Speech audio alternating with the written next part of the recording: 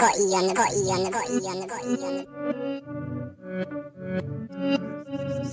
to your mind.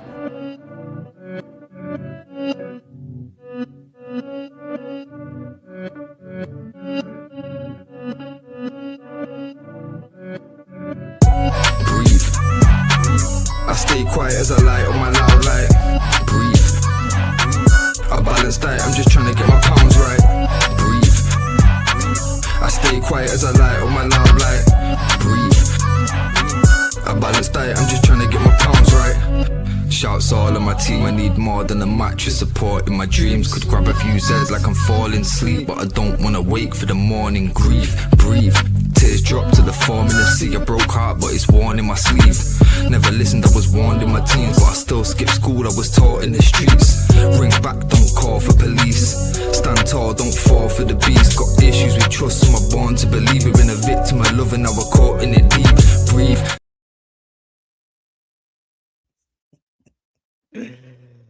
Oh my God.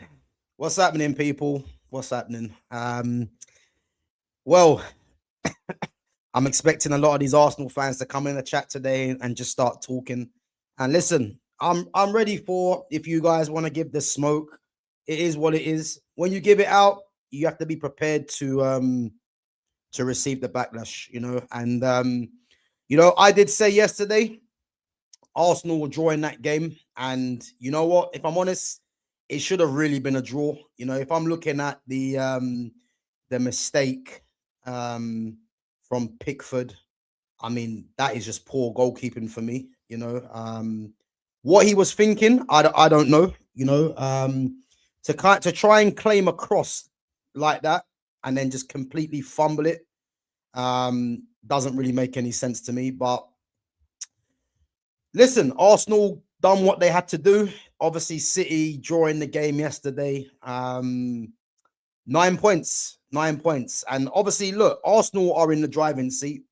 They are definitely in the driving seat. You know, I'm still going to say City have, you know, at least half a chance to try and come back. But I think it's safe to say, man, that yeah, it's firmly in Arsenal's grips now, man. This title race, you know, because City dropping points 2 games running, and Arsenal winning both games.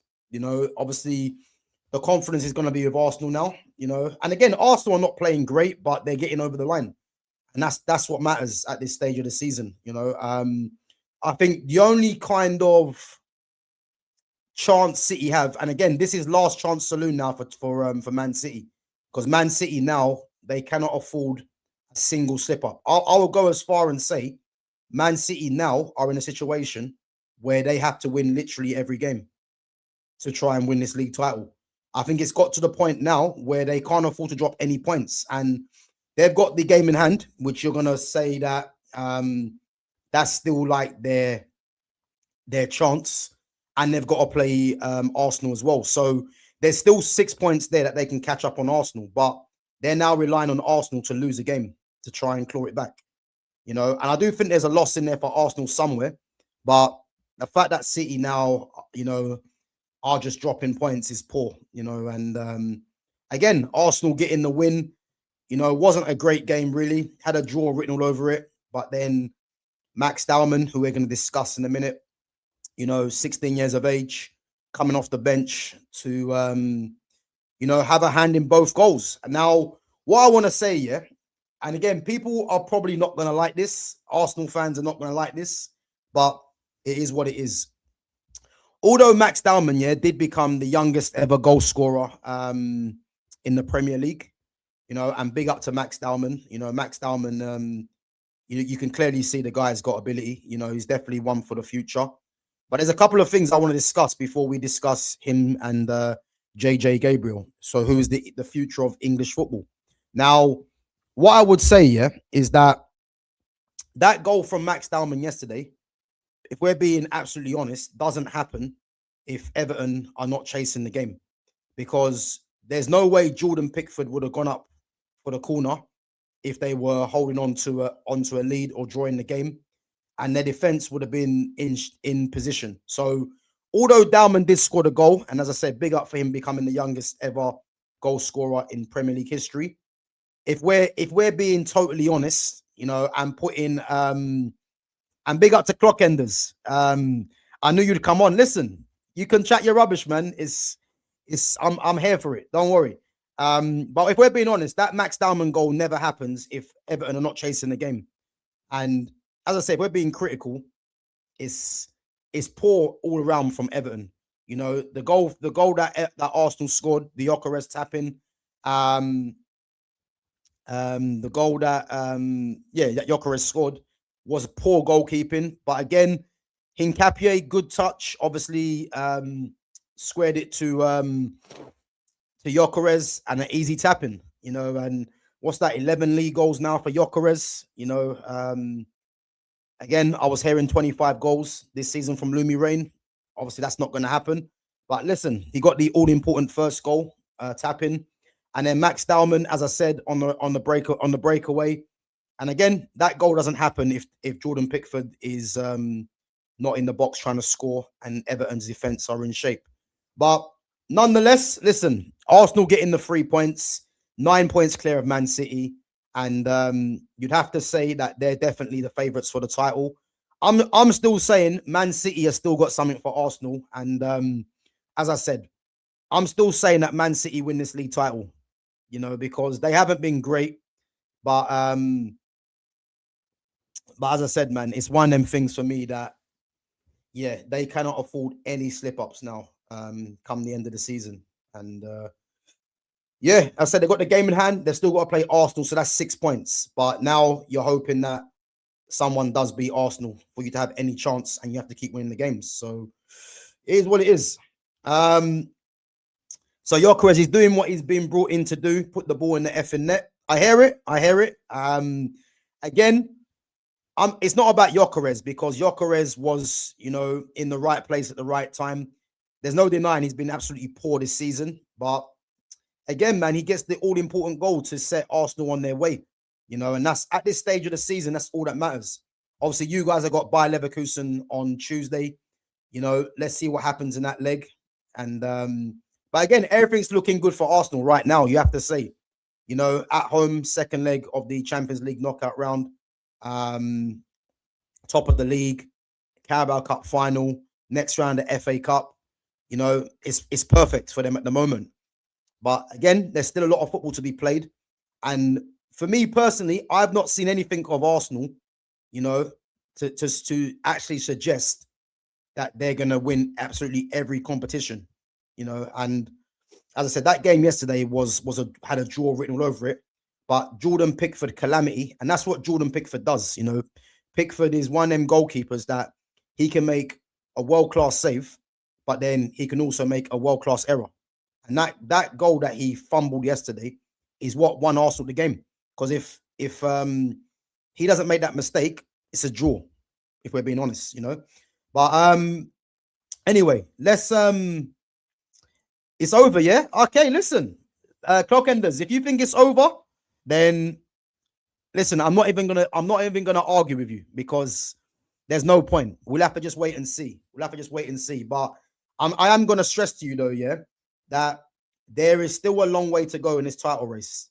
City have 8 games, Arsenal have 7. Yeah, Arsenal will lose for me a couple of games along them 7 games. I'm telling you. So it's about what Man City do now because them 2 draws have killed them, but they've still got the game in hand and they've still got to play you.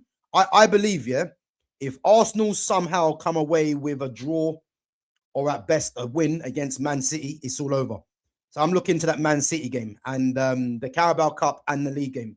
I think it's going to come down to that. And as I've said, you know, you guys have got Bournemouth at home. Yeah, you're expected to win that game at home, you know, and City have got Chelsea in the same week away. So again, it's all on Man City now, and it's going to be difficult. But listen, let's see what happens. But let's get on to it anyway. Max Dowman. Obviously, JJ Gabriel, we are going to discuss in a minute. But Max Dowman, how far can Max Dowman go in his career? I think what is refreshing to see, yeah, about Max Dowman is that he is definitely someone, you know, that I can look at. You know, I always look at first and foremost players. You know, I can always see from the first couple of minutes if a player's got what it takes. You know, and the fact that Dowman's left-footed, me being left-footed myself as well, you know, I have a affinity to left-footed players because left-footed players are just different. Now, there was talk about Dowman being, you know, potentially on par with Lamine Yamal, you know, and again, that's nonsense. And the reason why that's nonsense, yeah, is because, as I've stressed before, Lamine Yamal was doing for club and country at 16 what Dowman's just breaking on to do now. And again, there's nothing taken away from Max Dowman, yeah. But when people start saying that he can reach Lamine Yamal's level, just go and have a check of what Yamal was doing at 16 and what Dowman's doing now. And again, Dowman for me, he needs to try and find a way of becoming a regular, even as early as it is now. Do I believe Dowman has the potential and the quality to be a starter for Arsenal right now? 100%. The fact he come off the bench yesterday, and you would probably say he was instrumental in Arsenal winning that game. Does Mikel Arteta now give him his bow and play him? Because the problem that's going to happen is that you've definitely got a player in Max Dowman, yeah, that has the quality and should really be starting for Arsenal in terms of what they have in that position. But when you've got someone in Saka who's on 300 grand a week, he's their captain because Odegaard's not playing, and then you've got Madueke where money was spent on, how do you justify getting Dowman in the team? Because I think after this game, a lot of Arsenal fans, and obviously Clockenders yourself as well, you know, there's going to be fans that are going to be clamoring for Dowman to be starting games now. But how do you justify your team selection? Because I see Saka playing in a 10 yesterday. Saka's not a 10. And again, what Arteta is doing is that he is just keeping Saka in the team because they've given him that big contract. And now he's got to justify playing Saka. But if you look at the impact of Saka and Madueke is more effective than what Saka's doing now.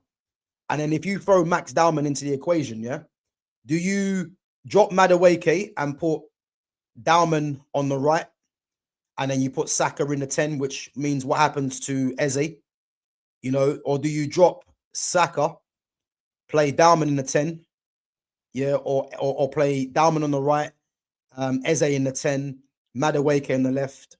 Like, these are all the decisions now that has to be in Arteta's mind. Or does Arteta keep him as an impact sub to try and change a game if it isn't going Arsenal's way? And again, guys, as I said, yeah, don't I'm not taking it away from what Max Dowman done, yeah. But if you look at the goals that was scored, really and truly shouldn't really happen if we're being serious, because it was a goalkeeping mistake, and it was Jordan Pickford going up to try and get the equalizer, and the team just committing every player forward. So in isolation, you would look at those two moments as they're not things that really should happen. So that game really should have been a draw. But on the other hand, you look at it and you say, look, Arsenal got the job done in the end, you know, whether it was, you know, mistakes or whatever. So again, Max Dowman now, he's kind of route now for Arsenal now is to try and get a regular spot in that team, you know. And this is where I'm going to be looking at Arteta now, because if I'm Arteta now, I would have started Dowman a long time ago, because I look at what Arsenal have in that position on the right hand side, and he's got much more quality than both Madueke and Saka. But there's things in place now that can we actually see if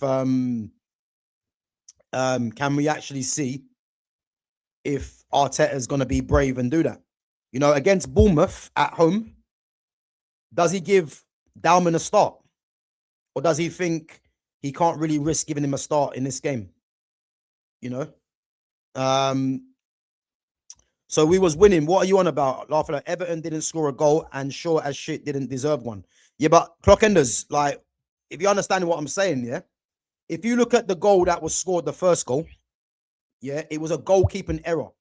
So what I'm trying to say, yeah, is that goalkeeping error has cost Everton the game, because Jordan Pickford makes an outstanding save 1 minute and then lets in a stupid goal like that. Because if Jordan Pickford just, even if he doesn't even come for that ball or gets a stronger fist to the ball, then that goal doesn't happen. And then the second goal doesn't happen either. Because you have to look at the fact that when that first goal went in, you know, Everton trying to get the equaliser in the last minute, they've committed every man forward, and Jordan Pickford was in the box as well. So if you're looking at that, the Dowman goal doesn't happen. The Dowman goal happened because it was against the run of play. Yeah, we have to look at things like that. I know, obviously, you guys are going to be excited, you know, because you guys won the game. Dowman's broke the record. I hear all that, yeah. But in isolation, look at the goal that was scored. That goal doesn't happen if Pickford is in goal and if they don't commit all their men forward. That's a fact, you know. And I'm not saying Everton deserved to win the game. They had chances, but they definitely should have got a draw from the game. And Pickford more or less cost them the game with that stupid decision to try and come for the ball and miss it. It's a fact. You know what I mean? It was also a banging ball to cause that mistake. Again, it was a good ball into the box, yeah, but you need to realize, yeah, that Jordan Pickford made the mistake. It wasn't an outstanding ball where it wasn't where it was a case where you couldn't defend the ball. It was a mistake by Jordan Pickford, which allowed Hincapié to just it hit Hincapié and then went into the path of Gyökeres. As I said, if that mistake doesn't happen, the goal doesn't. It probably ends up a draw. That's what I'm saying. So again, I don't expect you to understand this because you're going to be on cloud 9 because you guys are 9 points clear. You know what I mean? You guys are, you know, you won the game, and I hear all that. But in isolation, man, look at the bigger picture that the mistake has cost Everton the game. You know, but nonetheless, Arsenal got it over the line. You know what I mean? You can't play that game, LOL. You could play that game for every single goal ever scored. Yeah, let's move it on, man. You're not going to see it, man. And again, I don't expect you to see it because you're going to be excited. I hear it, man. I hear it.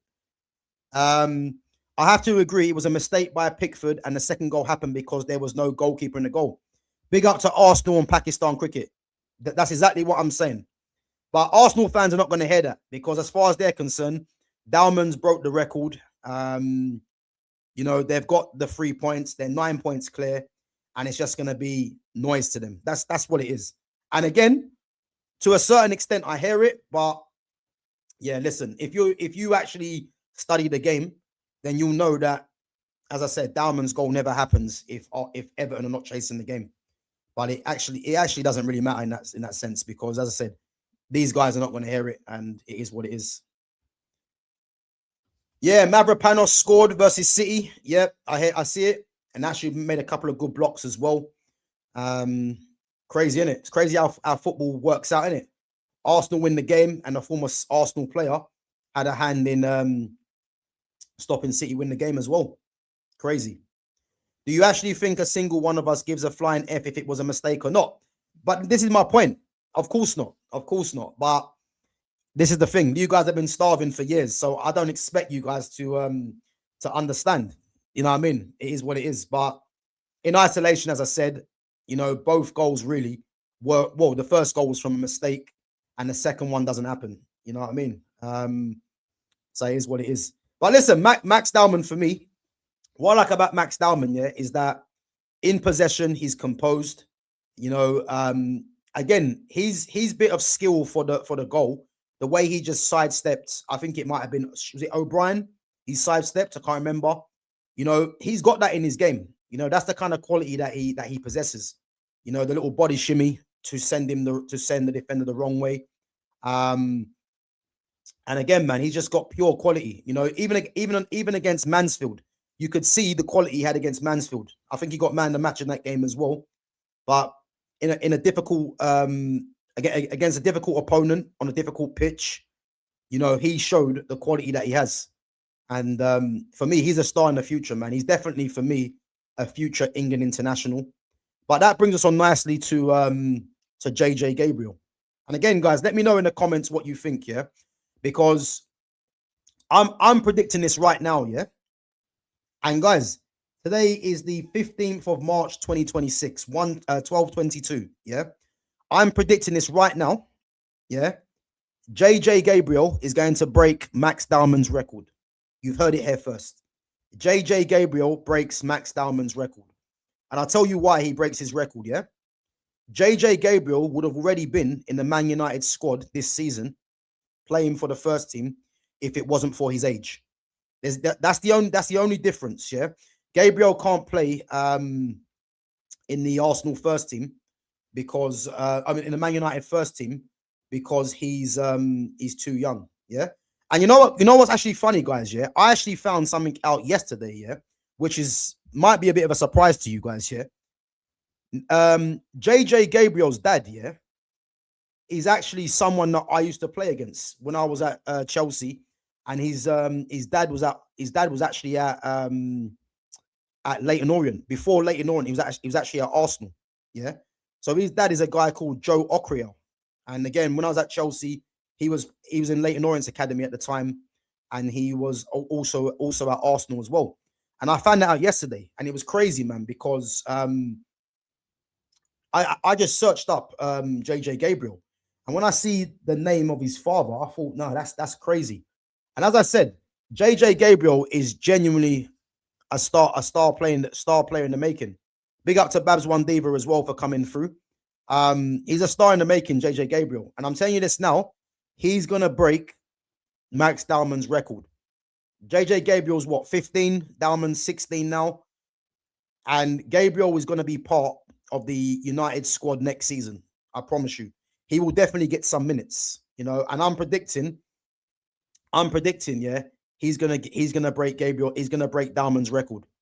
I promise you, he breaks Dowman's record. And but there's no doubting for me. You've got two players that are potentially generational talents in JJ Gabriel, Max Dowman. You know, could we be seeing, yeah? And again, it's probably a bit of pressure to put onto them, yeah? Could we be seeing not in terms of similar players, yeah? But could we be seeing a Messi and a Ronaldo kind of,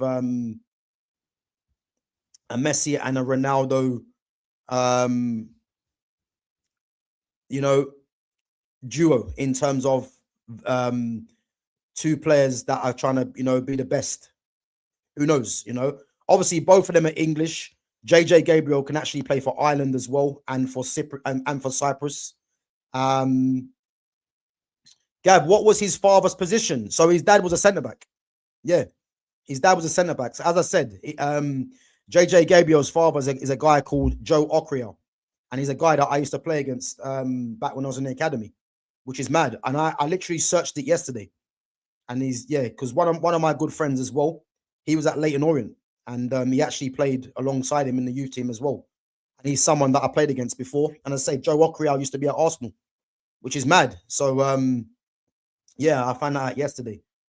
But yeah, listen, I think JJ Gabriel, man, for me, if I'm looking at the talents, and I know people are going to say Max Dowman, because Max Dowman's actually playing in the first team at the moment.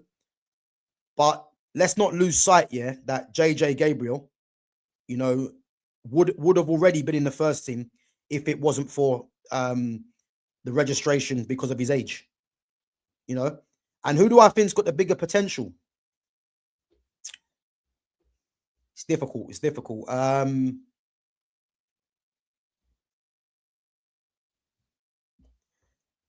You know what? It's difficult because I have to see Gabriel in a first team environment, you know. But he's definitely going to be part of the first team next season. No doubts. Because he's already training with the first team right now, and he would have already been included in the match day squad if it wasn't for the age issue. So, yeah, man, it's crazy, man. Mate, JJ Gabriel is 15 a good player academy, but maybe not for yet. Look at Cheeto. Listen, big up to Music Media. You cannot compare Cheeto and JJ Gabriel. Cheeto is a physical athlete. JJ Gabriel is a footballer. That's the difference.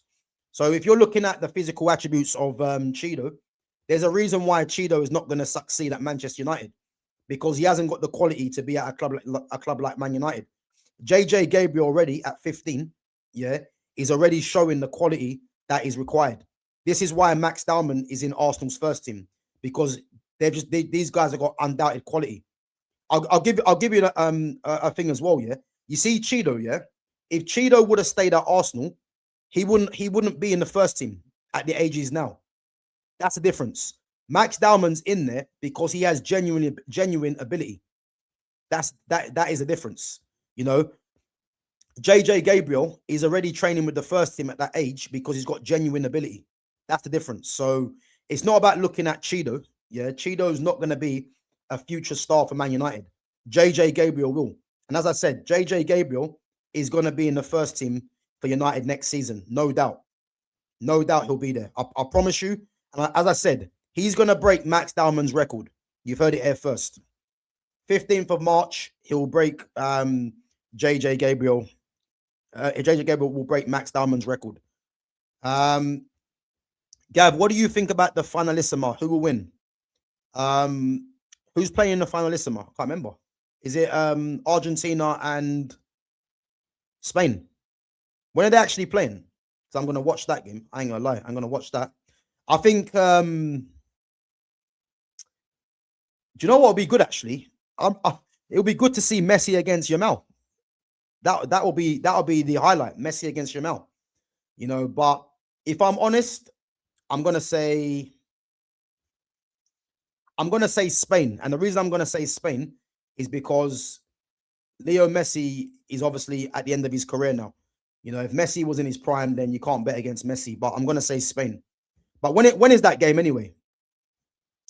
Dowman clears. Boy, listen. I think it's easy to say Dowman clears because of the goal yesterday. Yeah. But don't sleep on JJ Gabriel. I'm telling you, because Gabriel would have been part of the first team squad long time ago. You know, long time ago, if it wasn't for the age, you know. So yeah, don't sleep on Gabriel, man. And as I said, I've seen clips of Gabriel, and he's definitely got the quality to be a future Manchester United superstar, man. No doubt.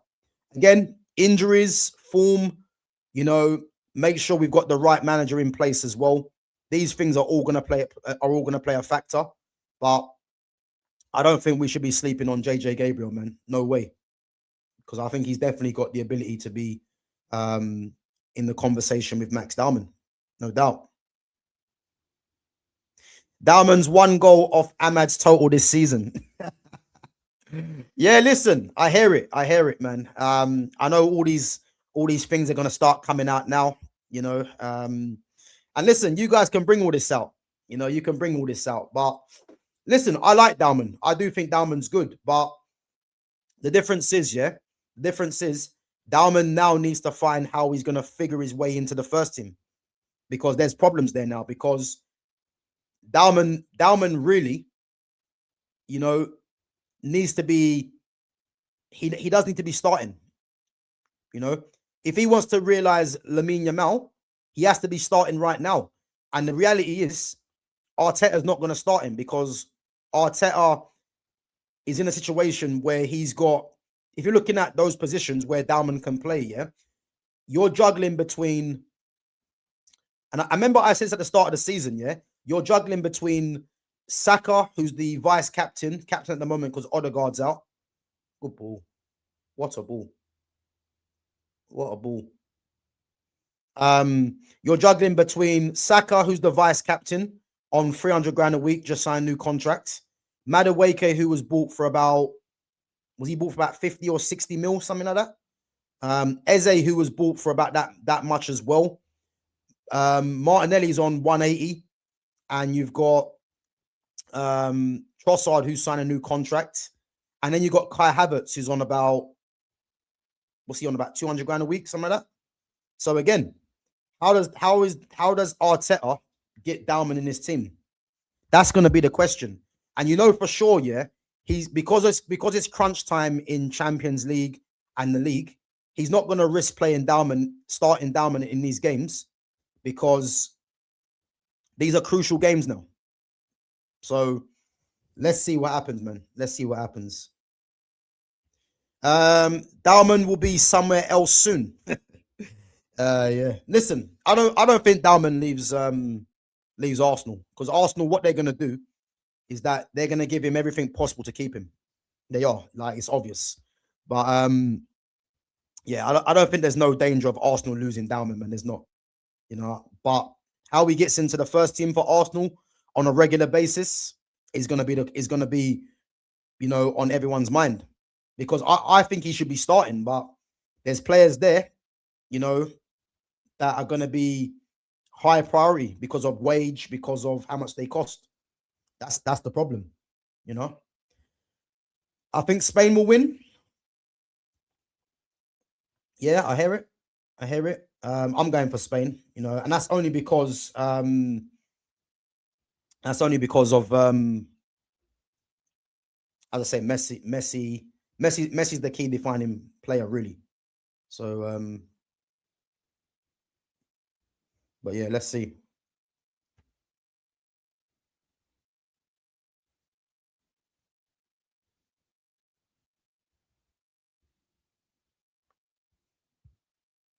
Best squad in the league, 100%. I'm not too sure if it's the best squad. I mean, you have got depth, but I don't think it's quality depth. If I'm honest with you, I don't think it's quality depth. I just think you got a lot of numbers, you know.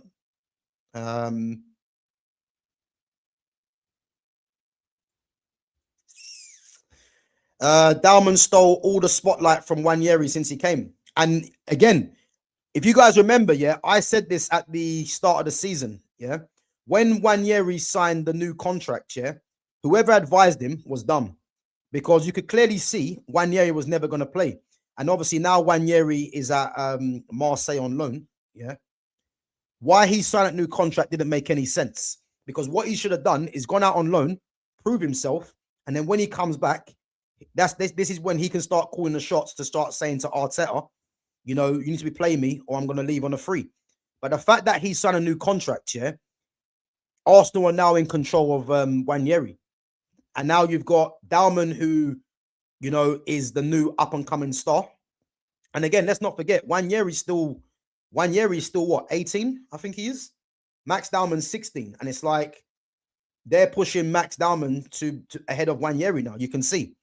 You know, who would have thought that? And now you've got Wanyeri that's signed a new contract, and Wanyeri is nowhere near the first team. Max Dowman is actually closer to Arsenal's first team than Wanyeri. And I mean, who would have thought that? You know what I mean? It's crazy. So again, the fact that Wanyeri is on loan, he should have went on loan start of the season and not signed that contract, because, you know, if you prove yourself on loan, you would have had a lot more suitors. But him leaving Arsenal is going to be difficult, because, or unless Arsenal are just protecting the player's value, you know what I mean? Because if he does leave, then obviously Arsenal can ask for 40 mil probably. That's probably what they're looking at.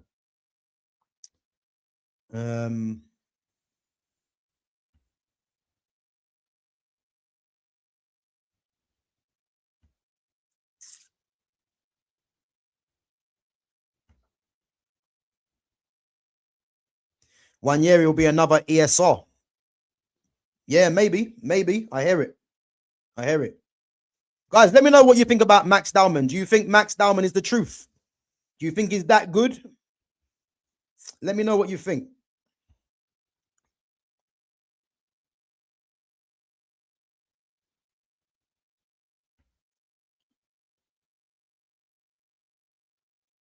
So don't worry, Ethan will come back to play in the 10, or Dowman move to the 10, Ethan on the wing. You know what? I hear it, yeah, but I don't necessarily think that's a certainty, because when you spent, yeah, if you're talking about next season, that's not a possibility, because if Arteta's there next season, yeah, is Arteta gonna play Wanyeri in the 10, Dowman on the wing, or vice versa? He's not gonna do that for a start, yeah. Is he gonna? Because the biggest problem that you guys have now, yeah, is that Bukayo Saka has signed a new contract. So not only is Bukayo Saka experienced now, yeah, He's your highest earner, and he's your vice captain. So if Odegaard was to leave, Saka now becomes your captain, and then Gabriel will be the vice captain. Yeah. The problem that the likes of Dowman and Wanyeri have is that you could arguably say there is a position there that's not up for grabs. Because if you look at what Arteta's doing now with Saka, yeah, to justify Saka's place in the team, he's now moving Saka into the 10. Really, what he should be doing, yeah, is taking Saka out the team and then putting someone else there. But they've snookered themselves, Arsenal, by giving him that new contract. Because now you have to justify giving him that contract. And it's a case where a lot of players now are vying really for two positions. Because Saka's going to either play on the right or play in the 10, as is what's been happening. So that means that Eze now becomes surplus in a sense. Odegaard's out injured. Yeah. So even if Odegaard was fit, yeah, it makes it even more difficult to fit these players in. Because Saka really has a place nailed down. Not because he actually deserves to play, but because he's now the highest earner at the club. So Arteta now has to justify him playing, which means that Madueke is always going to come off or start a game, you know what I mean? Or come on. If you look at yesterday, was Trossard injured? He didn't even come off the bench. Martinelli was on the bench. You know, Eze comes off. So again, like, to say that Ethan will come back and play in the 10 or Dowman move to the 10 or on the wing, how many years are you talking? Because if it's next season, that's not going to happen. You know, and this is why I just don't know why Wanyeri signed a new contract. I said it at the time, it made no sense. But yeah, I can't see that happening, really. But in the future, there's something there. But when you've got Saka, who's 25, I think Eze might be, 27, I believe. Martinelli is about mid-20s, I think.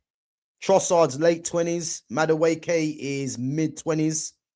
These guys, it's not like these guys are like in their 30s. So unless you sell these guys, the likes of Wanyeri and Dowman, I don't see how they're going to get regular game time. That's the truth. Something has to give.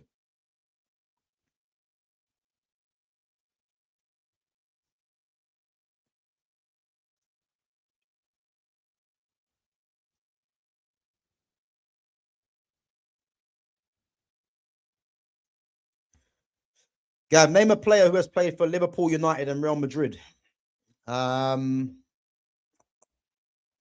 Liverpool, United, and Real Madrid. Liverpool, United, and Real Madrid. That's a good one. Oh, Michael Owen. Yeah, Michael Owen. Took me a while. Michael Owen, yeah. Clock enders, you're too late, man. You got to get in there. You got to get in there quick, man. Come on. You got to get in there quicker than that. To be honest, even if Ethan is out on loan for another season, no problem. He's still getting paid good money. Yeah, listen, I hear it. I do hear it. But, and again, I like Wanyeri. I think Wanyeri, for me, he should have been starting a lot more games than he does. But the issue is, yeah, the issue is he's kind of snookered himself, really, if we're being honest. Because how does he get into this team? If we're being totally serious, how does he get into this team? You know, it's mad. But again, this is the problem, man, for him. But I do like Wanyeri. I do like him. But I think if we're looking at the attacking midfielders that Arsenal have to choose from, he's arguably in last place now. It's the truth, you know. But yeah, man, who knows? Who knows? The money's definitely done something to him. Hasn't looked the same player he has been previously. Players go through patches. He will come through it. He's good enough too. Now, listen, I disagree with that. I highly disagree with that. Saka hasn't, nothing's been done to Saka in terms of the money. Saka has always been just an average player anyway. You know what I mean? I think fans got carried away because, you know, there's a lot of other factors that go into it. You know, when Saka got the racial abuse, the media done their best to try and, you know, I would say protect him or just overprotect him. So that's definitely played its part in it. But Saka's just showing you what he is, and that is just a decent to good Premier League player. When people start saying that Saka is world class, it's just fans overdoing it. You know what I mean? And as I said, it's not that he's going through he's going through a patch. Saka's always been doing this. I think Saka had the one season where he got decent GA. But if you look at his career history, he's never got, you know, he's never got like more than 20 Prem goals. You know what I mean? Realistically, or 15, I don't think. So yeah, it's nothing to do with Saka going through a patch. I think Saka is just what he is now. And what Arsenal have done, they've capitalized on the fact that Saka's PR and all that kind of stuff to give him the new contract. But really and truly, you've given him a new contract, and now you've got the likes of, let's say, a Dowman coming through. And Dowman's growth, in a way, is gonna get stunted because Saka's now on a new contract, and you have to justify him playing, which means that you have to be getting top performances week in, week out for Saka to justify giving him that contract. And now the problem is he's going to take up a space which could be going to the likes of a Dowman. These are the things, you know. Guys, let me know who's got a bigger future, JJ Gabriel or Max Dowman. As I said, Max Dowman, you know, breaking the record for becoming the youngest Premier League goal scorer. I'm telling you this right now, on the 15th of the 3rd, JJ Gabriel breaks his record. I'm confident he breaks his record because he'll be part of the first team squad next season.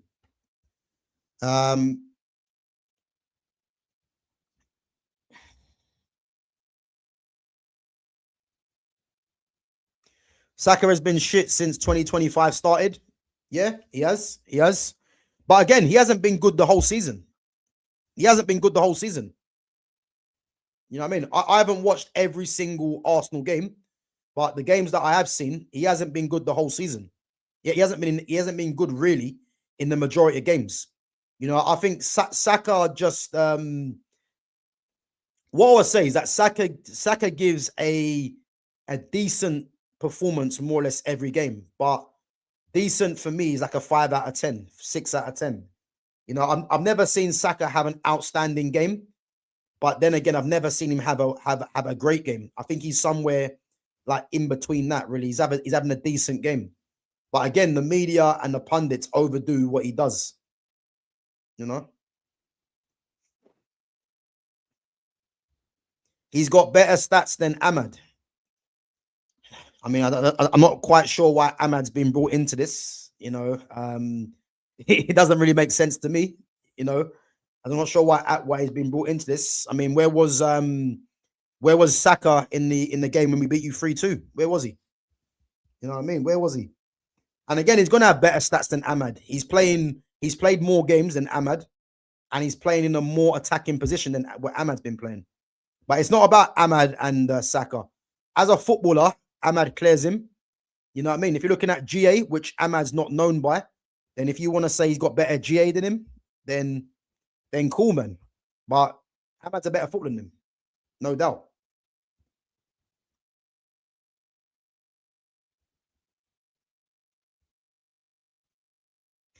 People need to stop saying it's the money. For 2 to 3 seasons, we've been saying Arteta and Southgate need to manage his playing time. 90 minutes for England, 90 minutes for Arsenal. Insane. Yeah, big up to King Jams, man. Coming in with some good chat, man. Big up yourself each and every time.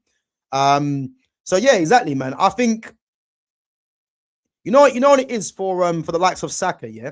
He's been so protected by the media and the pundits and by fans.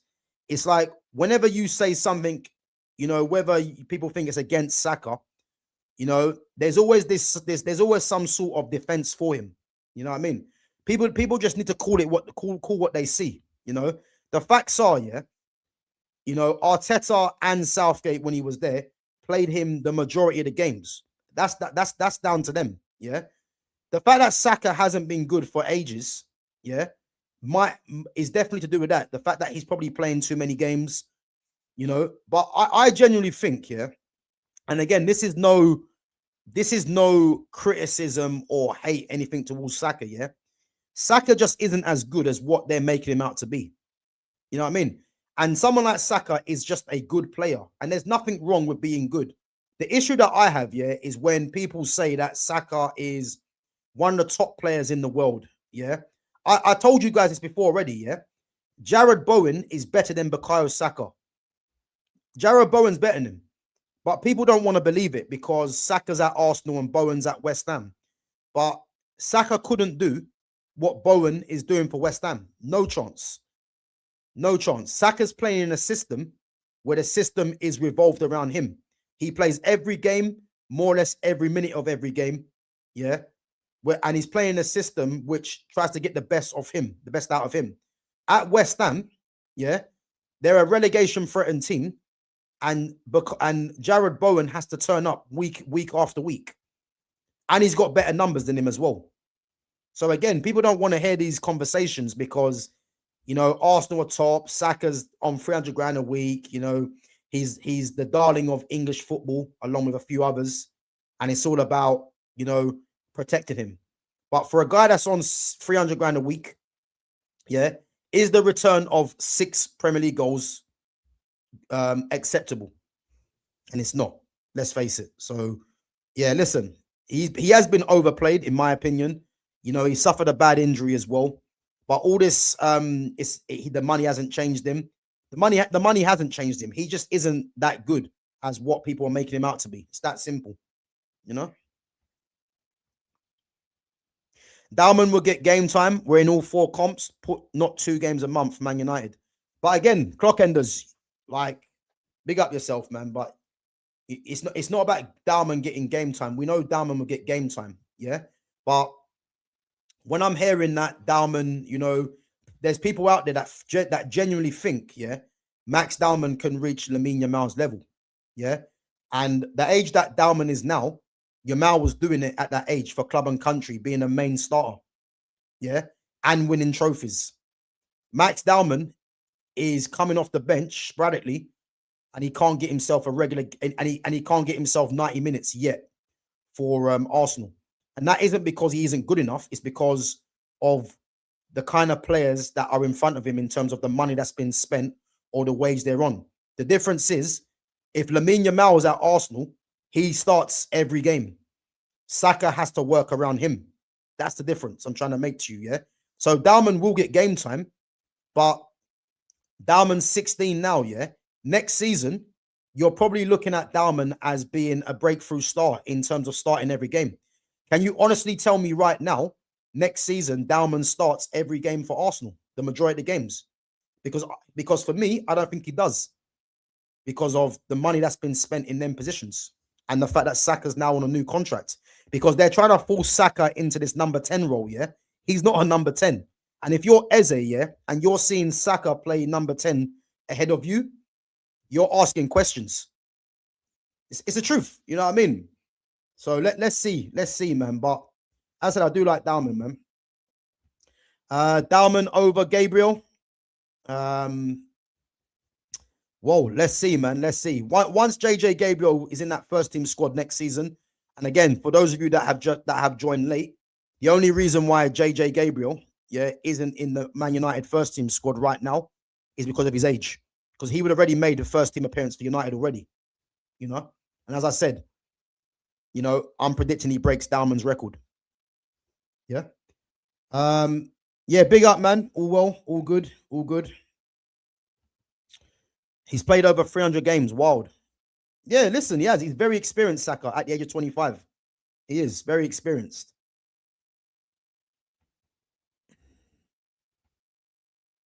Gav, name a player who played for Madrid, Chelsea, Arsenal. Madrid, Chelsea, and Arsenal. Kai Havertz. No, not Kai Havertz. He didn't play for Real Madrid. Madrid, Chelsea, and Arsenal. That's a good one.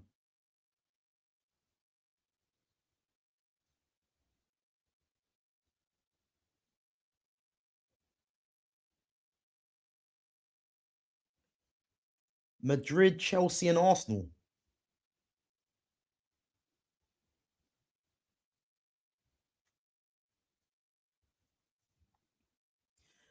I can't remember, to be fair. It's got me. King Jam says Saka is the best player for England after Kane. You know what? Big up to King Jams, man. You was coming in with some sick chat, yeah. But I have to say, man, this is probably one of your worst takes, man. Saka is the best player for England after Kane. No way. Saka shouldn't even be starting for England, if we're being honest. He shouldn't even be starting for England. If you're talking about, yeah, if you're talking about the impacts that he's had in tournaments, then you could probably say there's an argument. But then again, look at Raheem Sterling's impact for England. Yeah. But if we're talking about England's best team that they should play, Saka's not in there for me. I don't care how many New Balance adverts he does. Yeah. He shouldn't be in there for me. He shouldn't be there for me.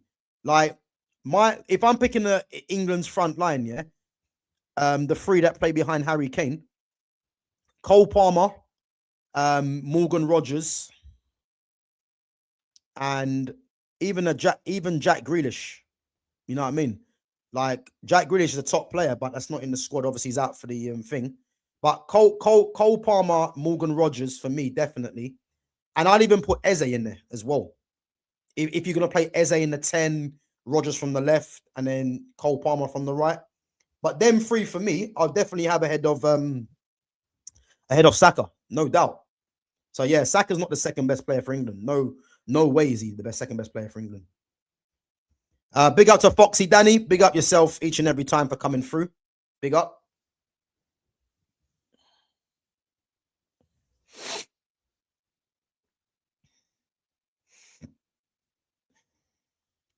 Big up to Babs One Diva as well. The system isn't revolved around him. You're way off. No, it is. It is. When I'm saying the system's revolved around him, yeah. If you look at the majority of the way Arsenal play, it goes down the right hand side a lot more than the left hand side. The play goes through Saka a lot more. It does. Like, if you think it doesn't, yeah, then I think Clockenders, you're just saying that for the sake of it, yeah. The majority of the play goes down the right hand side where Saka is. That's a fact. That's a fact. So he's a system player, Saka. He can't go to a team and take the team by the scruff of the neck and win games single-handedly. He can't do that. He's a system player. And as I said, if you look at what's happening right now, yeah, they're now starting to play Saka infield. And that is only because they're having to justify Saka staying on the pitch. It's a fact. You know what I mean?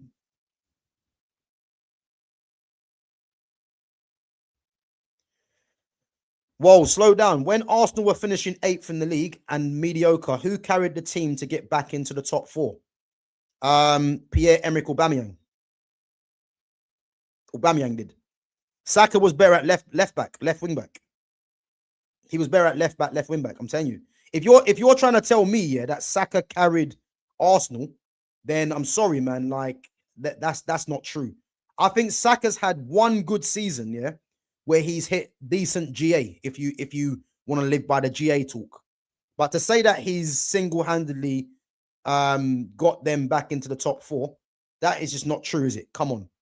Pierre-Emerick Aubameyang is the guy that won you guys your only trophy, you know, in the last 20-odd years. You know, so let's not do that, man. Come on.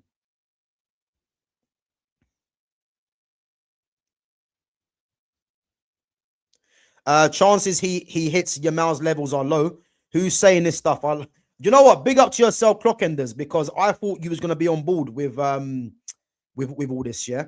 But what I will tell you, yeah, I've seen people, and you're right, it's on Twitter as well, yeah. But Twitter is just is a clown platform anyway. You know, some of the nonsense you see on Twitter is just ridiculous, yeah. I'm seeing people saying that Dowman can reach Yamal's level. I'm pretty sure someone come on here saying the same thing as well, you know. But again, he cannot. Like, for me, he's a very good young player, but to say that he can reach Yamal's level is just comical, really, because Yamal's just different, man. As I said, And that's not taking nothing away from Dowman, but to be comparing him with Yamal is just stupid. You know, it's just silly. All right, yeah, Yamal got pocketed, yeah. And this is the thing, yeah. This is the thing, yeah, with Yamal, yeah. There's people out there that are plotting on Yamal's downfall, which is sad to see, yeah. And the reason why they're plotting on Yamal's downfall is because Yamal has an arrogance about him that people just don't like. But let's not be fooled, yeah. And I want to see how the media react to this. Max Dowman's got the same kind of arrogance about him, but is he going to get a pass? Because throughout the years, yeah, there's been certain players, and you guys should really know where I'm going with this, yeah. There's been certain players that have been ridiculed because they've got a perceived arrogance about them. What I will tell you, yeah, is that all the top players in the world, yeah, have a certain arrogance. Now, Dowman's definitely got that, but I believe that the English media are going to turn a blind eye to his arrogance. I promise you, because we know what's going on here. Like, I'm not fooled, yeah? But there's people that are plotting on Yamal's downfall, and we all know why that is, yeah? Because Yamal's got that arrogance because he knows how good he is, yeah? But because of what he looks like, there's going to be people out there saying he got pocketed, you know, he's not as good as he thinks he is. That is only because there's a perceived arrogance about him, yeah? Max Dowman's got the same arrogance, guys. So let's see what the media do with that. Let's see. Lumi Rain, I knew you'd be in. Yep. Typical. I know what you're on. Future of football, Arsenal FC. Max Dowman's the next Messi. Here and here we go. Here we go. Max Dowman is the next Messi. Listen, let's hope for your sake, yeah, that he is the next Messi, because maybe you might start winning trophies. Let's hope.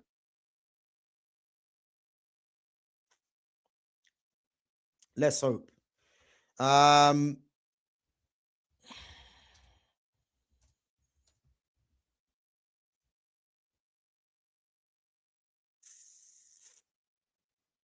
Guys, bear me 1 minute.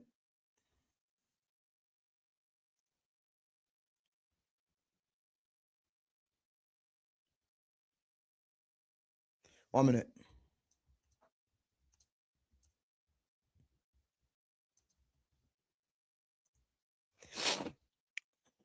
Guys, make sure we're smashing the like button as well, and make sure we are subbing to the channel if you're new in there as well.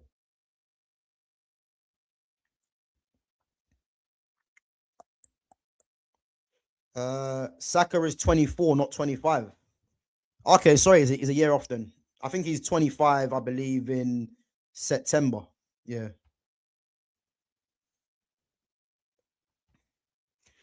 Saka ability-wise is the best English player, not just not performance-wise. Yeah, I'm guessing, Lumi. I'm guessing, man. You know, I'm guessing you haven't seen too many players then, because that is arguably, yeah, one of the worst comments I've seen for a while from you, Lumi. I expect better from you, Lumi Rain, because you normally come in with some, when it's not talking about Arsenal, yeah, you normally come in with some decent chat. But this is arguably, in terms of what you said, yeah, he's one of the worst. He's the best English player ability-wise. Max Dowman's more talented than Saka right now. So that's wrong. JJ Gabriel is more talented than Saka. Cole Palmer's more talented than Saka. So is Phil Foden. So is Jadon Sancho. Yeah. So is Harry Kane. So is Eberechi Eze. So is Kobe Minu. So is Adam Walton. So is Elliot Anderson. Should I go on? Come on, what are we doing here? The best ability-wise. I hope we know what ability is, by the way, because that is one of the worst comments I've seen. Big up Lumi Rain. I want Martinelli to be sold. I'd move Saka left mid and have him spam crosses. None of this cutting back. You know what? King Jams, yeah? That's one of the things, one of the funny things I've seen. You know why, yeah? Because you see this whole spamming nonsense, yeah? Like, this is what Bruno Fernandes does. He just spams balls into areas, yeah, which I can't stand, yeah? The fact that you're just coming clean and saying spamming crosses, at least you're being true to yourself, because there's fans out there, yeah, that will probably say that Saka doesn't spam balls into the box, even though he does, yeah. But yeah, listen, Martinelli's shit. He's crap, Martinelli. Like, to be getting paid 180 a week and just to be doing up Sonic the Hedgehog is mad, because all that guy does is run into blind alleys, yeah, and then cut back and then play it back. He's one of the worst footballers in this league, Martinelli, and he's on 180. 180 for Sonic. It's mad. You know what I mean? So, as I said, man, if Arteta's got anything about him, yeah, he would move Saka to the left. But what I'll tell you this now, yeah, Bukayo Saka is not going to be moved to left-hand side, yeah, because this is another thing that people need to realize, yeah. Why is it that Madueke had to go to the left and Saka doesn't? That isn't done by accident, by the way, yeah. It's because Saka's status in the team means that Saka's only going to play on the right or play in the 10 when need be. And the problem is now, yeah, is that when you're set, because Saka should be playing on the left-hand side, he should. But the problem is he's now got a status in the team and he's on the money where Arteta will probably be looking at it thinking, you know, I can't really unsettle Saka, because realistically, Saka should have played on the left, kept Madueke on the right. And the reason for that is because Madueke has been more dangerous playing in that position than what Saka has been. But the fact that Madueke went to the left, Saka stayed on the right, then Madueke actually went off, Saka went into the 10, just tells you all you need to know. You know what I mean? So, oh yeah, Anelka. Yeah, big up, man, Anelka. Check his England numbers. Again, I don't care about numbers. I look at performance. Performance should be over numbers. Like, it doesn't matter about numbers. And again, when people start telling me about stats, yeah. And again, King Jams, you're new in this into the chat, yeah. Big up yourself, yeah. But when people tell me about numbers, I could not give a damn about numbers. You should never compare players with numbers. If you're looking at numbers as a comparison to try and big up a player, it usually means they're not as good as what you're making them out to be. Because the reason for that is, yeah, go and have a look at the likes of Iniesta, Zidane, Ronaldinho. Even if you look at strikers of the past, these guys were not getting serious numbers. They weren't, yeah. But we never looked at them as for numbers. We looked at them as the players that they were, and the numbers were used as bonuses. So again, I couldn't give a damn about Saka's numbers. I've seen Saka play too many times, and he is just a good player. But to be talking about him as being England's second best player behind Harry Kane and justifying his place in the team, it's not going to work here, man. Unfortunately, you know, I've seen too much football. I know too much football to be fooled by Saka. As I said, Saka's not better than Jarrod Bowen. He's not. Because if you want to say as an actual player, Jarrod Bowen for me has got more quality than Saka. And if you want to look at the numbers, go and have a look at the numbers, you know.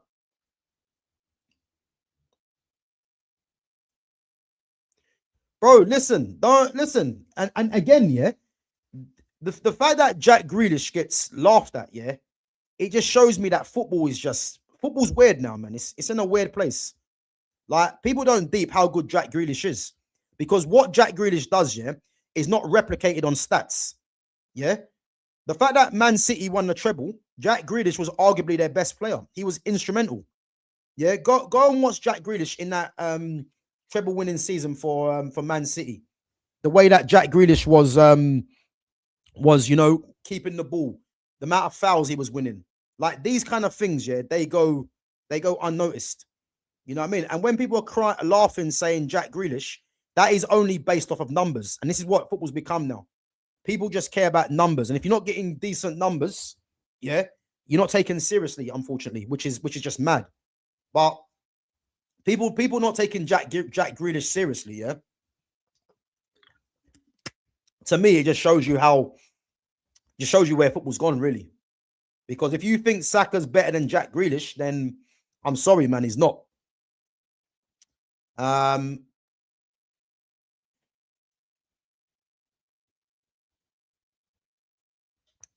Grealish, Foden, Palmer, Bellingham, Bowen. None of Saka's numbers for England.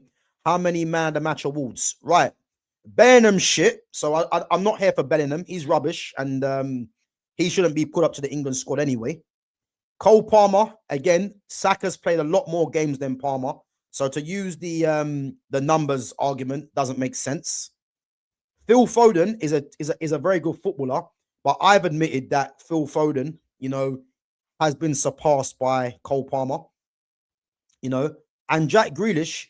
Why are we looking at numbers? Because Saka's going to have better numbers than these guys, but numbers shouldn't be looked at as a way of saying that player deserves to be in the team. It's nonsense. It's about having a balance, you know. So again, as a footballer, if you want to say Saka's better than Jude Bellingham, yeah, I agree with you. He is. But he ain't better footballer than Grealish, Foden, Palmer, or Bowen. It's a fact. You know what I mean? So again, let's leave the stats out and look at the player.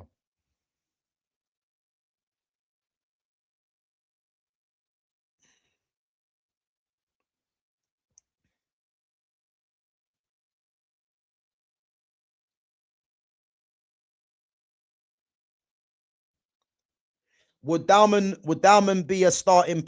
Would Dowman be starting for a Spain or a Brazil? Listen, that's a very good question. Yeah, would he be starting for Spain or Brazil? Well, he wouldn't be starting for Spain. He wouldn't, as good as he is. He wouldn't, because he's not better than Yamal. That's the first thing. Yeah, and I'm looking at where he plays. He's not better than Yamal. And in the 10 position, if you look at how Spain play with their midfield, yeah, they either play a flat 3 or they play with number 10. The number 10 players that are there is Dani Olmo. And Dani Olmo is a very good player, by the way. And then you've got Fermin Lopez, who's coming through. Who else is there? I swear there's someone else. So you got Dani Olmo, Fermin Lopez. And I think there's someone else. But again, if you look at their midfield, yeah, you've got Rodri, you've got Pedri, who's the best central midfielder in the world. You know, you've even got Fabian Ruiz. Because let's not forget, yeah, that Spain play with a 3 in midfield. Yeah. And I think they're better with a 3 in midfield if they play Rodri, Pedri, and Fabian Ruiz. And they've got other options in there as well. Yeah. So again, Dowman wouldn't start for Spain. Where's he going to play? He's not better than Yamal, and he's not a central midfield player. He's a number 10 or a right winger, and you've got Yamal there, so he's not going to start for Spain. For Brazil, again, Brazil have a lot of. They got Esteval. They've got players that can play on that side. Esteval. You've got Rodrigo, who's out injured. You've got even guys like Anthony. You know, you've got who else is there? I think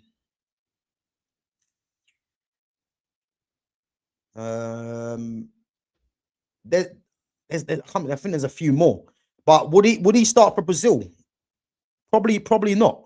And again, this isn't because Dowman's not good enough, but you have to look at the quality of players or the amount of players these guys have in there. Because when you're saying would Dowman start for Brazil or Spain, he's not even starting for England. So what makes you think he can go and start for Spain or Brazil? Like, it doesn't make sense. If he's not starting for England, and again, nothing against Dowman, yeah, but if Dowman was Lamine Yamal, he'd be in the England squad right now. Because if Lamine Yamal was English, he starts for England. That's the difference. So, yeah, he wouldn't start for Spain or Brazil. He wouldn't.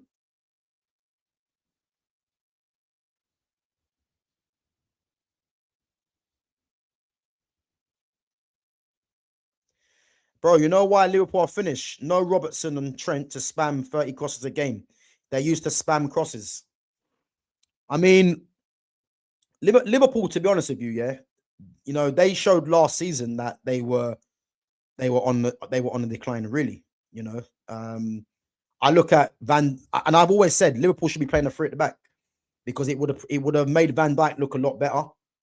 So hey guys, I'm just going through United's lineup here against Villa. He's playing the exact same team that I said he would play. Yeah, I knew he was going to play Mbuemo through the middle, and to be honest with you, I'm not really happy with that. Let me see, guys. Bear me 1 minute. I'm just looking at the what's going on there. Onana, Barkley's playing. Buendia, Rogers, McGinn, Watkins, Dina.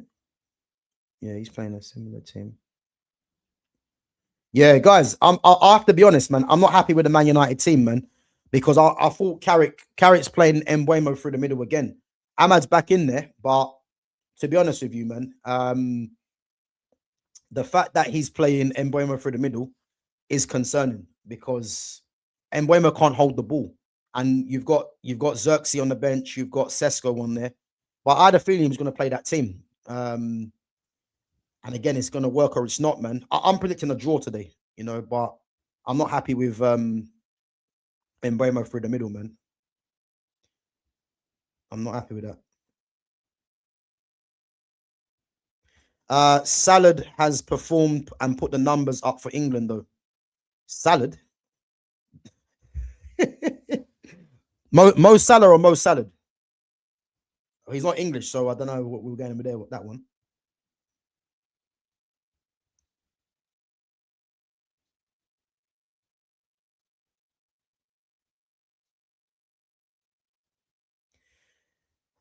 Saka is definitely better than Grealish. LOL. Gav, come on, put bias aside there, man. Listen, whatever I say, yeah, I believe in it. Like, there's no bias. Why would I say Grealish when Grealish played for Man City, who's our rivals? There's no bias. I'm just giving you straight footballing opinions, football facts. You know what I mean? You can't tell me Saka's better than Grealish. Off what? Because Saka gets better numbers. Like, Jack Grealish clears him in everything as a footballer. Like, if you want to say Saka's quicker, yeah, cool. If you want to say Saka's got better numbers, yeah, cool. But as I keep telling you, the game is called football.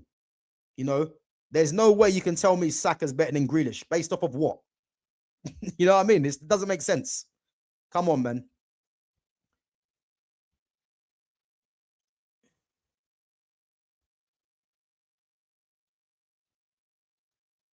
So I should have said starting. Would he get game time?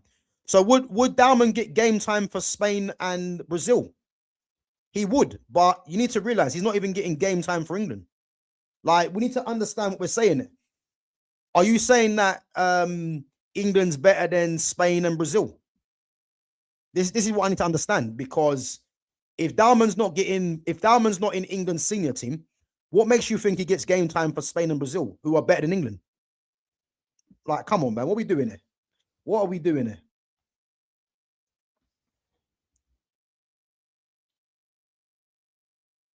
Yeah, but again, look at who's in front of Dowman for England.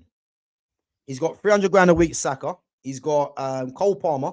He's got Jared Bowen, Madueke.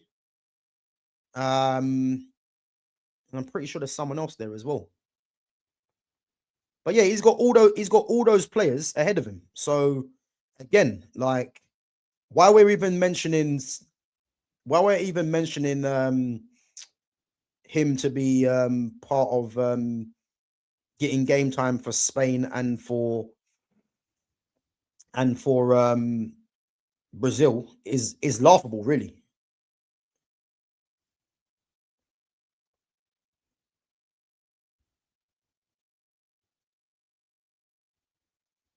Lumi, you think Saka's world class, yeah? Who is it? Who would you say, yeah, in terms of his position? Who would you say? Where would you say he ranks in terms of his position as a left-footed right winger? Who's the only player that you think's better than him?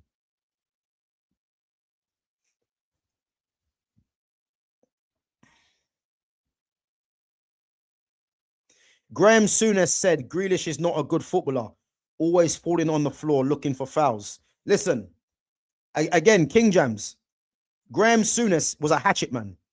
Graham Souness has no grounds to talk about any footballers because he wasn't a great footballer himself.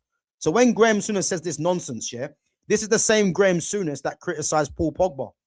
Paul Pogba has more quality in his weak foot than Graham Souness has in his whole body. What's he talking about? Like when I see things like this, yeah, it makes me laugh because Graham Souness was a hatchet man of a player. He was crap. He was crap. Like I'm not here for the Graham Souness revisionism. He was poor. So for him saying that Grealish ain't a good footballer because he's always falling on the floor, he doesn't have the slightest idea, yeah, of what Grealish does. And Grealish doesn't fall on the floor. He's a very clever player, Grealish, like in terms of how he protects the ball. You know, if you watch Jack Grealish, yeah, the only time he gives the ball away is if someone fouls him. That is an underrated skill in football because football's never been about giving the ball away. In this era of football, about spamming crosses, that's all people care about. But for Graham Souness to say that, again, I've not even seen these quotes. Are these actually real quotes? Yeah. These seem made up to me. Yeah. But I'm not going to take someone's word that was a hatchet man of a player, yeah, over someone that has pure quality. You know what I mean? Let's not do that, man, please. He was crap, Graham Souness.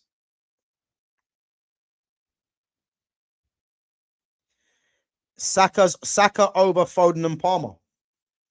If you was to rank them three in order, yeah, if you're saying ability, Saka's last. If you're saying GA, I think Saka might be 1 or 2. But saying that, I think Phil Foden's got better GA than Saka. He has.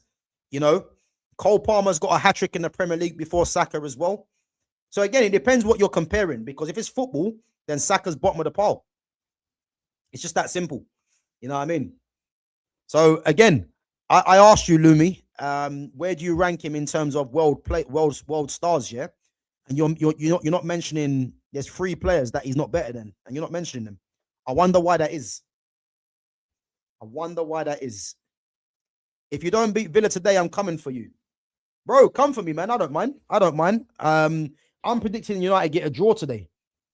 Not because we're not capable of beating Villa, yeah, but I just think Unai Emery, who should have been manager at Aston Villa still, at Arsenal still anyway, I'm predicting that he sets Aston Villa up to at least get a draw. I'm just predicting he does that. So, yeah, man, I think we get a draw, man. But we should be winning this game. So, let's see what happens. Would you take Grealish at United? Yeah, I would. Yeah, I would. I'd 100% take him. Get rid of Bruno Fernandes. And if you want to play Grealish in the 10 or play him from the left, yeah, listen, I'm for that. But we know that's not going to happen because obviously he's just gone to Everton. But yeah, I'll take Jack Grealish. Like, people don't deep how Jack Grealish is one of the best players in the league. He is. But because he's not getting GA, people don't think that. But just go and watch what he does. You know, obviously he's got an injury at the moment. So it depends how he comes back from that. But people are sleeping on Grealish because he's not getting GA. That's where football's at now. You know, you're getting people just talking about GA all the time. It's ridiculous.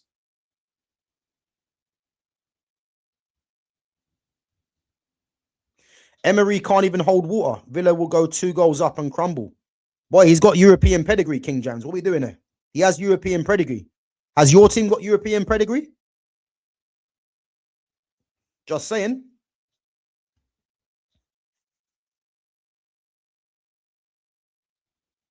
All right, Clockenders. I know what you're doing, bro. I know what you're doing. Yeah, you're trying to put the pressure onto us. Listen, the pressure's not on us, man. The pressure's on you guys.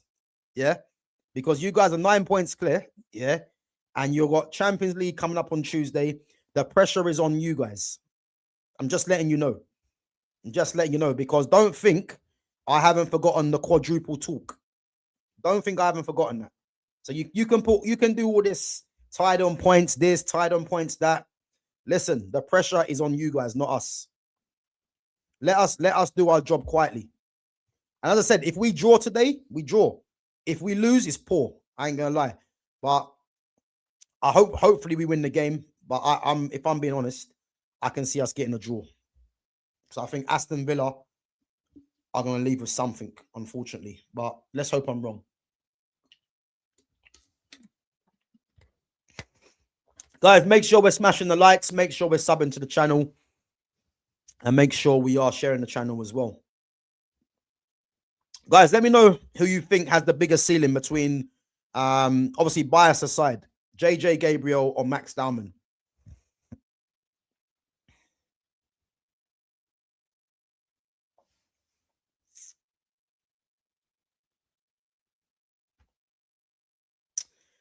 Yeah, Brighton won. I think they beat Sunderland. I didn't even see the game, but again, man, Yankuba Minte. I've not even seen the goal either. You know what I mean? But I said Minte should be the guy that replaces Salah for Liverpool next season. I said at the start of the season. If they're looking at an African player to replace him that plays in a bit of a similar way, you know, that probably won't get the numbers of Salah. But listen, they should be looking at him.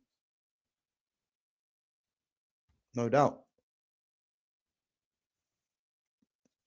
Guys, I'm gonna put a poll out as well, yeah. And again, 15th of March, guys. I'm gonna put a poll out right now. And we're gonna see. Make sure you're voting. Make sure you're voting.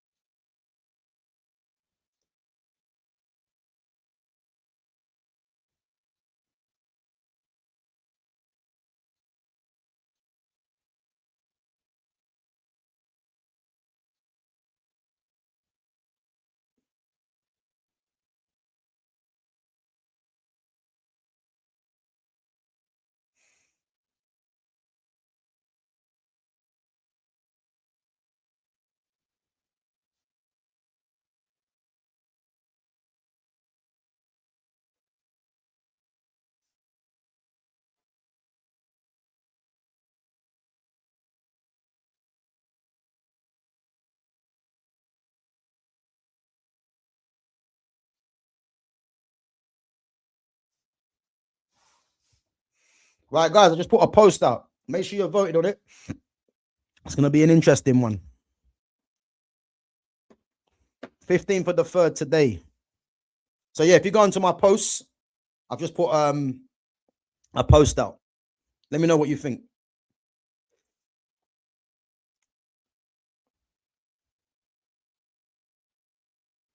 One game every 2 weeks. You bums better win. Hey, listen, we've got European pedigree, man. That's what I got to say. We've won trophies more recent than you guys. So don't worry about us, our one game a week. Don't worry about that. You guys just focus on Bayer Leverkusen on Tuesday and the rest of the Premier League season. As I said, you guys are firmly in the driving seat.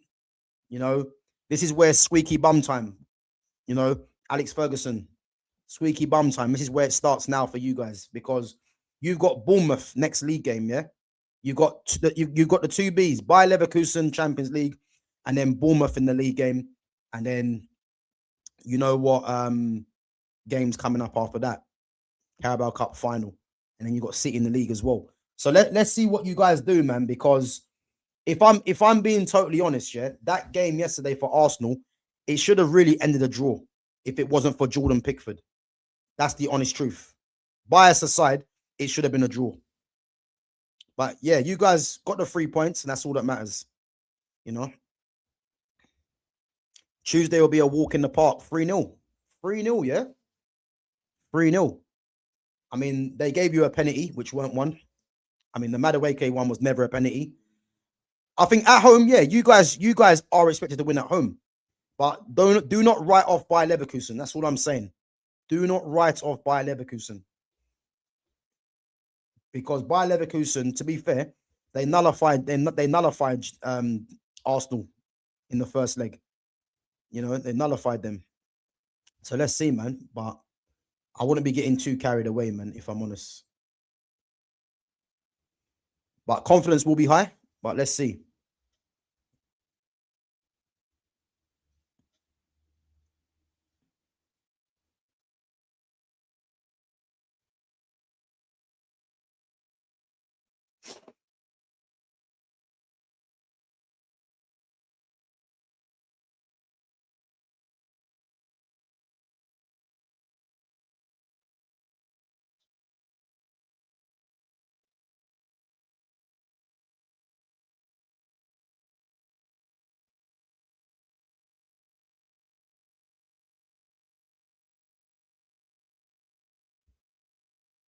Okay, guys, next week as well, make sure you guys come through next week. So we are going to carry on our all-time 11.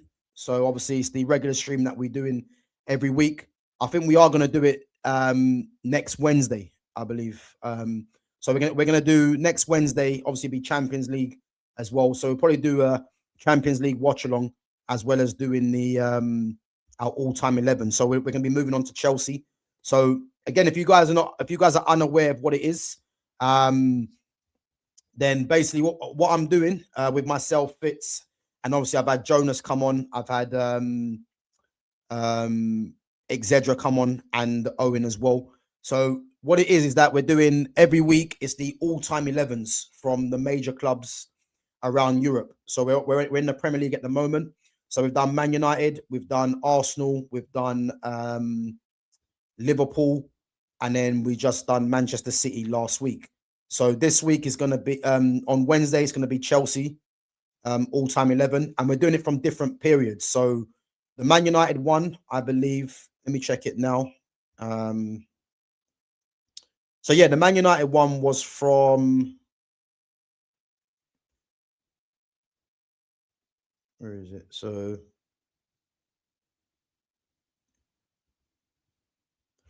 Let me check. So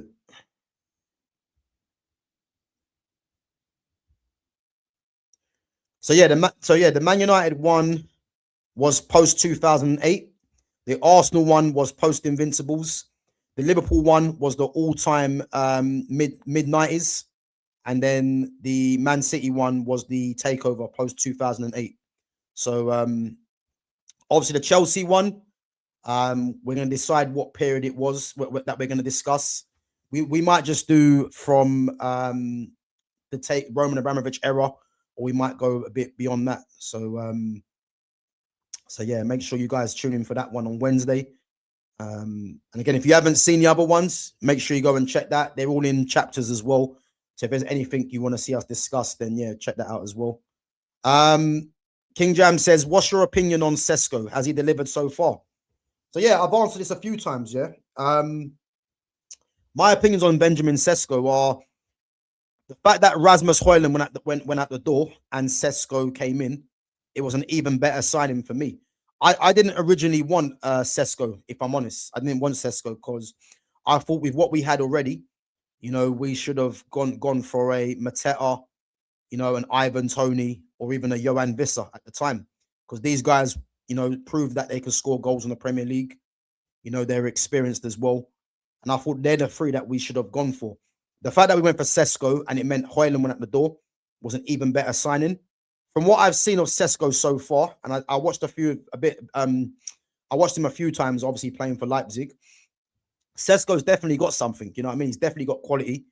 Do I believe Sesko should be our main striker? No. Joshua Zirkzee should be our number 9, and I've always said this, because if you've got, wide forwards that want to get numbers, then you need someone that can link it all together, and that's what Joshua Zirkzee does. But him and Sesko as the two options, I'm happy with, because they both offer different things. Zirkzee can link the play and can be the foil for the other two if you want to play them. And then you've got Sesko that relies obviously on crosses into the box. So I'm happy with both Sesko and Zirkzee. Zirkzee should be the main number 9 for me.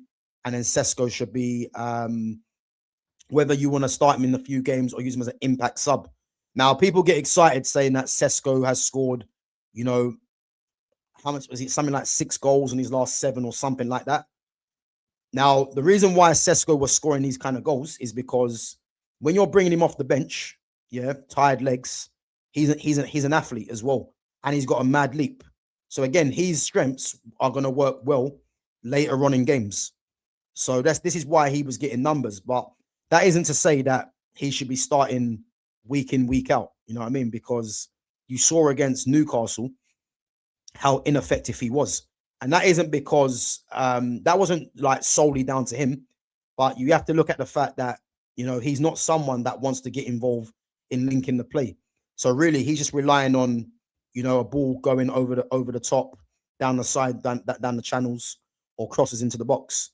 So, so yeah, man. But so far from what he's shown, yeah, I've been happy with Sesko. You know what I mean? I do think he's a good player, but I'd always maintain that if we're being serious, man, we need to be starting Joshua Zirkzee more times than we are, if we're honest. The fact that he's playing Embuemo through the middle, yeah, I'm not too happy, man. But again, you can't really criticize Carrick, man, because one loss, 6 wins, 1 draw. He's doing well, isn't it? You know what I mean? So yeah, that's what it is.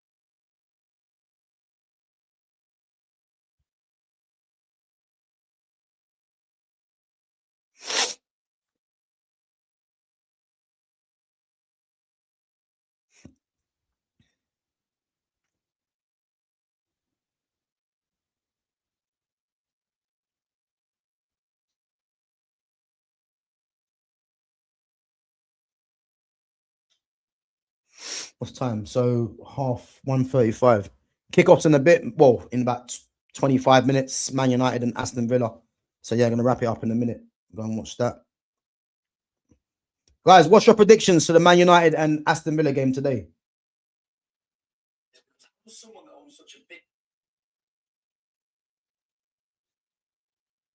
What's your predictions?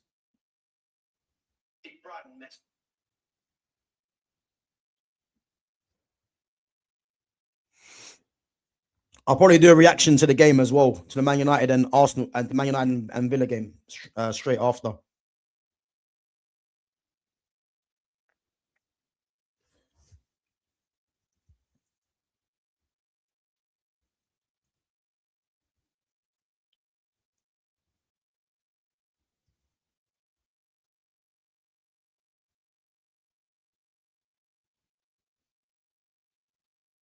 Right, guys, I'm gonna wrap it up anyway. As I said, Man United are playing Villa. I'm gonna watch that game, and yeah, as I said, I'll probably do a reaction straight after the game as well.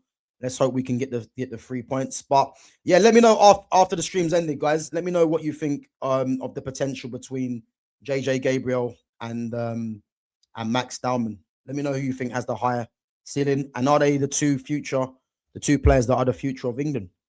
You think both of them as well will be future England internationals? That's one to watch, because obviously the attackers in them positions, they're all quite fairly young as well. But do you see them two being part of that as well?